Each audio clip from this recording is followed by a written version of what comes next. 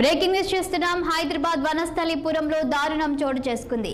ఓ software engineer పై జరిగిన gang rape కలకలం రేపుతుంది.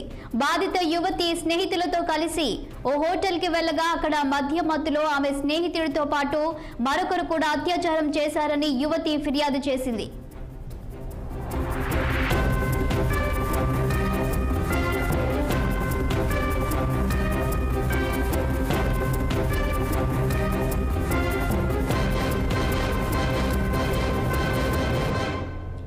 ఇక దీనిపై మరింత సమాచారం మా ప్రతినిధి శ్రీనివాస్ అందిస్తారు.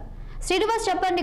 వనస్థలిపురంలో సాఫ్ట్వేర్ ఇంజనీర్ పై గ్యాంగ్ రేప్ జరిగినట్లు వార్తలు వస్తున్నాయి. దీనికి సంబంధించి మీ వద్దున్న సమాచారం ఏంటి? హైదరాబాద్ లో దారుణం చోటు చేసుకుంది.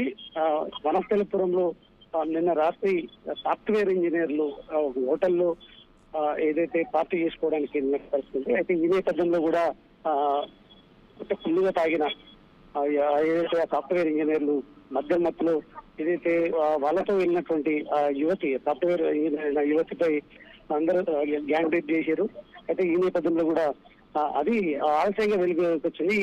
అయితే మధ్యలోనే ఈ ఘటన చోటు చేసుకుందని కూడా ఇప్పటికే తెలుస్తుంది. దీనికి సంబంధించి ఆ యువతి పోలీస్ స్టేషన్ లో ఫిర్యాదు చేసింది.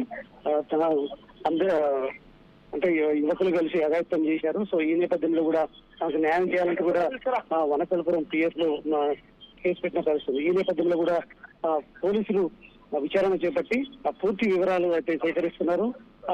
అయితే పూర్తి వివరాలు ఇప్పటివరకైతే వెల్లడించిన పరిస్థితి ఉంది. ఈ నేపథ్యంలో కూడా దీనికి సంబంధించి అయితే విచారణ చేపట్టి దానికి సంబంధించి కారణాలని వెలికి తీసి పూర్తి వివరాలు బయటకైతే మరి పూర్తి వివరాలు బయటకు వస్తే అసలు ఏ విధంగా జరిగింది అంటే కారణాలు ఏంటనే అంశాలపై బయటికి రావాల్సిన అవకాశం ఉందని చెప్పొచ్చు. అసలు హోటల్ కి ఎందుకు వెళ్ళారు వీళ్ళు? స్నేహితులతో కలిసి వెళ్ళామని చెప్తున్నారు కదా, అంటే అత్యాచారం చేసిన వాళ్ళు ఆ అమ్మాయి స్నేహితులేనా? దీనిపై అసలు పోలీసులు ఏం చెప్తున్నారు? ఇటు హోటల్ యాజమాన్యం ఏం చెప్తుంది? అందరూ కలిసి హోటల్ కి వెళ్ళారు.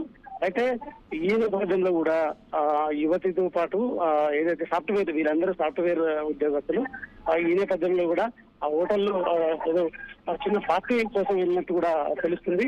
ఈ నేపథ్యంలో దానికి సంబంధించి అందరూ పూర్తిగా మద్యం సేవించడంతో పాటు ఈ అఘాయిత్యం చేశారని అంటే ఈ ఘటనకు పాల్పడ్డట్టు కూడా తెలుస్తుంది. అయితే పూర్తి వివరాలు సంబంధించి పోలీసులు అయితే ఇంకా వెల్లడించలేదు.